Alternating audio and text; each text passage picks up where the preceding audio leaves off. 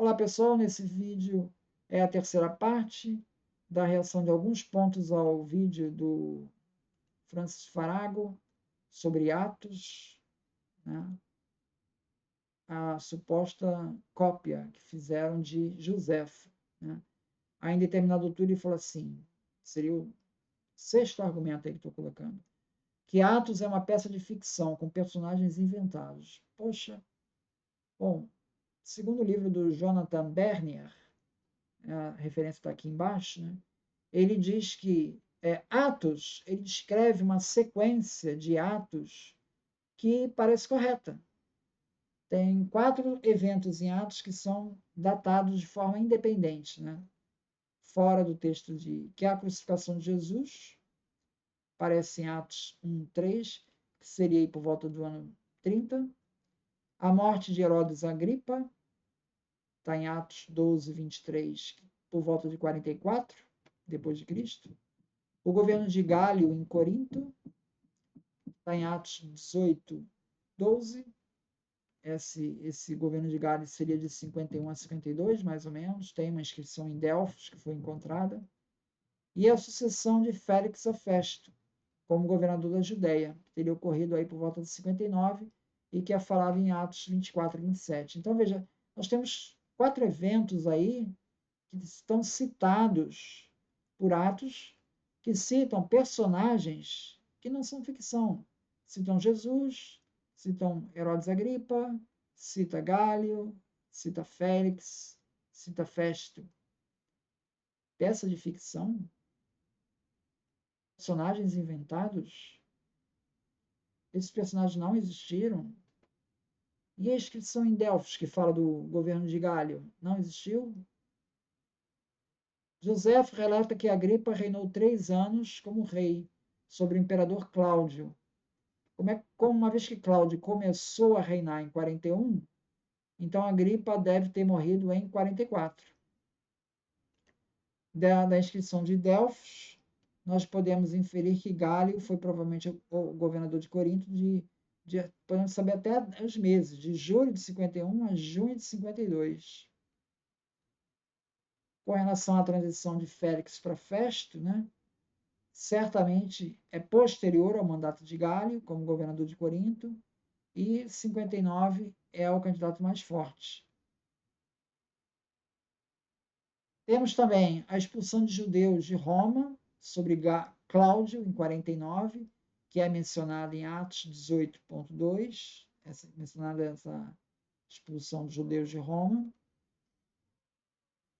Então, o único caso que temos razões fortes para suspeitar de que Atos realmente trocou eventos datados, errou na datação, é o que já foi falado aqui, que é a posição de Teudas e de Judas, essa revolta de Teudas antes de estar trocada,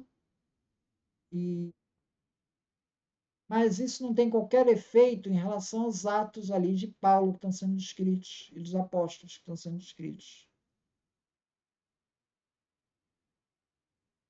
Lucas, capítulo 2:2, situa a natividade de Jesus durante o censo de Quirino, que governava a Síria. Provavelmente também temos aí uma imprecisão de Lucas.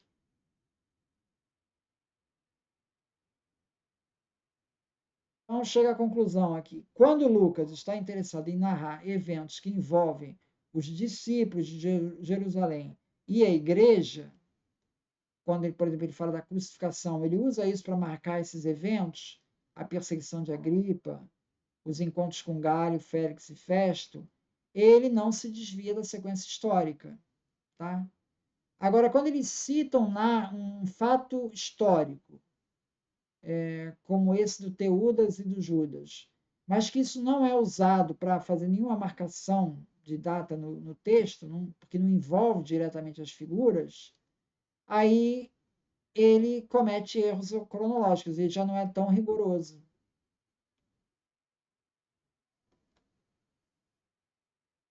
Então, a ideia de que Atos é ficcional não é razoável. Outra frase que é dita no vídeo, né? Não existe tradição oral. O cristianismo primitivo não tem tradição oral. Ele está partindo daquela premissa, né, de que José escreveu o texto todo no Novo Testamento, então realmente não tem tradição oral. Tudo começou escrito, vindo e de cima para baixo, né? Por isso que ele está tanto destaque ao texto, né? Essas coisas vão ter que circular porque dependem fundamentalmente do texto. Então precisa ter gráfica, precisa ter tudo isso para que o texto possa circular amplamente, né?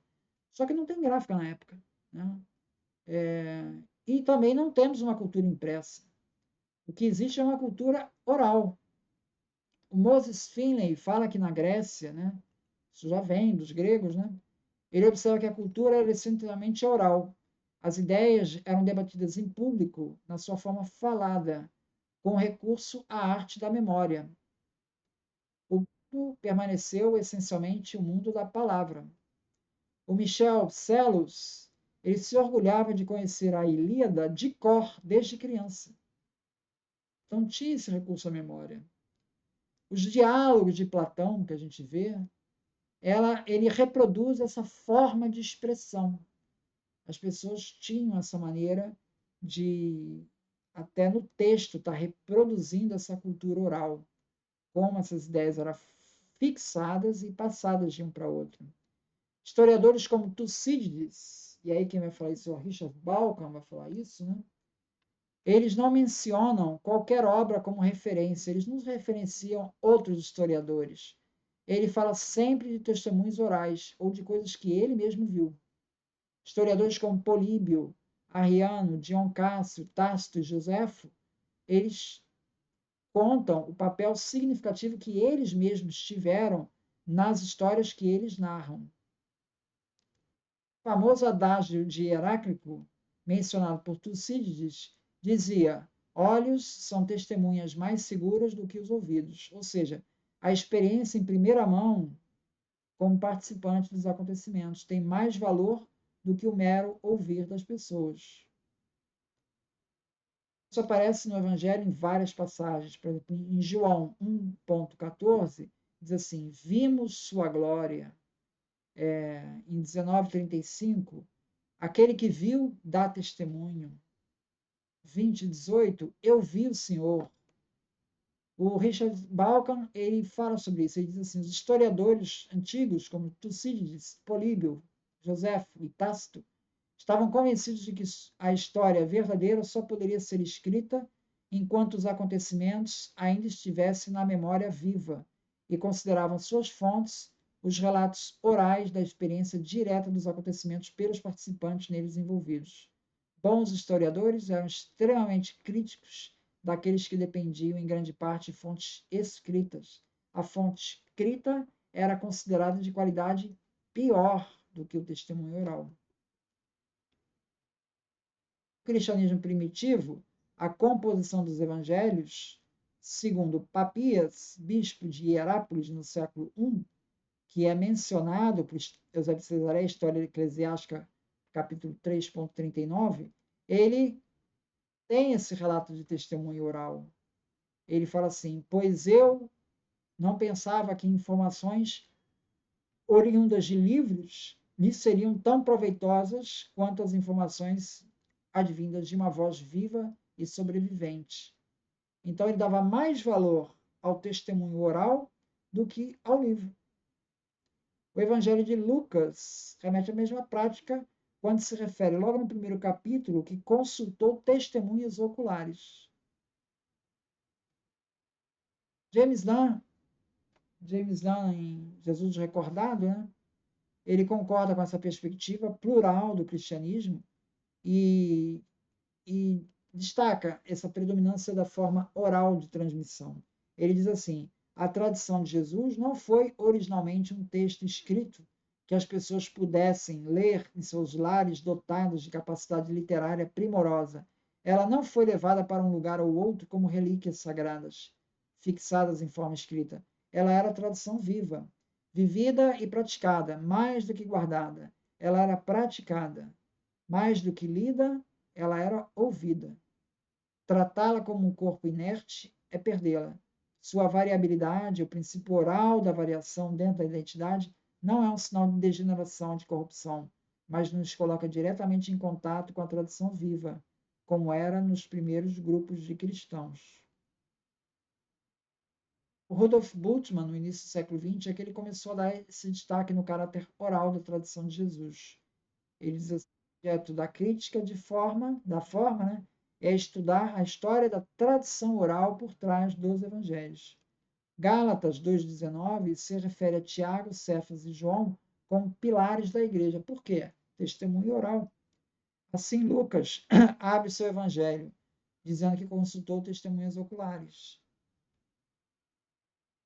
Paulo, em 1 Coríntios 11,2, afirma: Eu os elogio por se lembrarem de mim em tudo e por se apegarem às tradições exatamente como eu as transmiti a vocês. Vê o conteúdo da história oral? O próprio Jesus, na última ceia, né, segundo Lucas 22,19, diz: Faça isso em memória de mim. Então, ele apela à memória. Então, é uma cultura oral.